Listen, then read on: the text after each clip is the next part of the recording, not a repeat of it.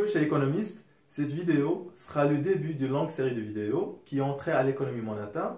Donc, on va vous expliquer cette matière brièvement et intelligemment en abordant les principaux axes y afférents, à savoir la définition de la monnaie, les fonctions et les formes de la monnaie, la masse monétaire et agrégat, et finalement les mécanismes de la création monétaire.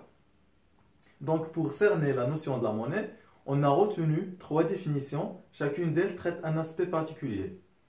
Commençons par la définition fournie par R. Coste et G. Cernez. La monnaie est le pouvoir d'achat ou de choix dont l'exercice peut être immédiat ou différé. Elle est une créance sur l'économie dans laquelle elle a été émise. Elle est la fraction la plus liquide du patrimoine après avoir été l'expression du revenu individuel.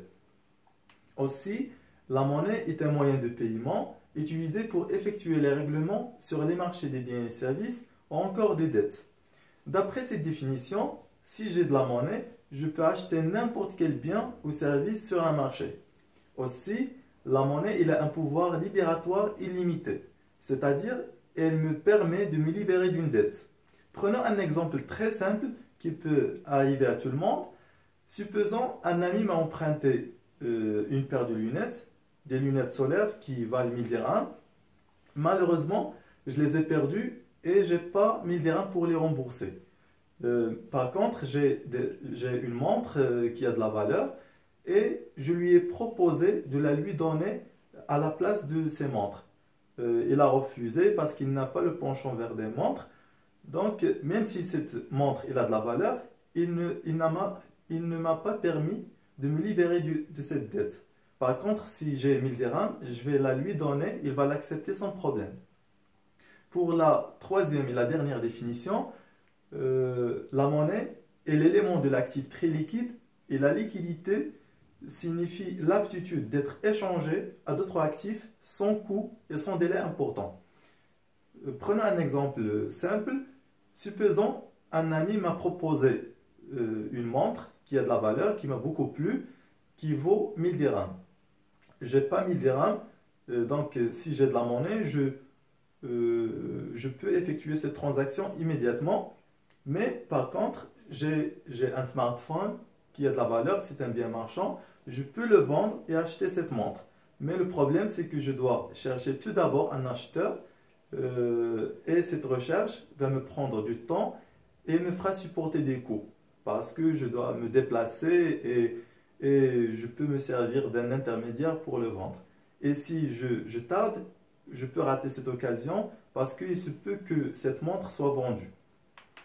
Traditionnellement, la monnaie est définie par les 3 fonctions qu'elle est supposée exercer. La monnaie comme intermédiaire des échanges, la monnaie comme réserve de valeur et enfin la monnaie comme unité de compte. En tant qu'intermédiaire des échanges, la monnaie est un instrument qui permet d'échanger de biens A et B en évitant les contraintes du troc. Dans le troc, deux biens A et B s'échangent directement l'un contre l'autre. Dans l'échange monétaire, deux biens A et B s'échangent par l'intermédiaire d'un instrument spécifique qui est la monnaie. C'est-à-dire, l'agent qui détient le bien A et souhaite l'échanger contre le bien B, le cède tout d'abord contre de la monnaie, puis cède de la monnaie contre le bien B. Ce schéma simple suggère l'intérêt qu'une économie peut tirer de la circulation de la monnaie. Cet intérêt consiste à surmonter la contrainte de la double coïncidence exacte des désirs du vendeur et de l'acheteur en quantité et en qualité sur un même lieu, contrainte propre du troc. La monnaie est donc un moyen de paiement qui permet d'acheter n'importe quel bien. Il a un pouvoir d'achat général et immédiat. Aussi, la monnaie permet de conserver un pouvoir d'achat dans le temps et donc de différer une dépense. Précédent de la monnaie comme intermédiaire des échanges fait apparaître que les deux moments de l'échange, c'est-à-dire la cession du bien A contre de la monnaie et la cession de la monnaie contre le bien B, ne sont pas simultanés et que pendant le temps qui les sépare, la monnaie exerce la fonction de réserve de valeur. D'ailleurs, si la monnaie n'est qu'un moyen parmi d'autres qui conserve la valeur et la richesse, la monnaie conserve la valeur et la richesse, La monnaie présente néanmoins des avantages, certains avantages par rapport aux autres moyens tels que les immeubles, les valeurs mobilières, les bijoux, qui la rendent plus recherchée. Entre ces avantages, on cite par exemple la liquidité. La liquidité en termes de disponibilité, la monnaie c'est un moyen de paiement immédiatement disponible et sans aucun coût de transaction. Et la liquidité en termes de sécurité. La monnaie c'est un actif sans risque, contrairement aux autres actifs dont la valeur dépend de l'évolution des prix sur les marchés où ils sont échangés, avec le risque de revente à un prix plus faible au prix de l'achat initial.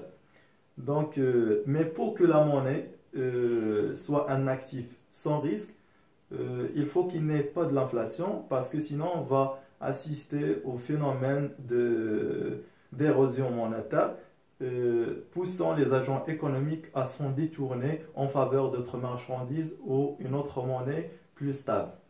Alors que dans le troc, la valeur d'un bien dépend de sa comparaison avec d'autres biens.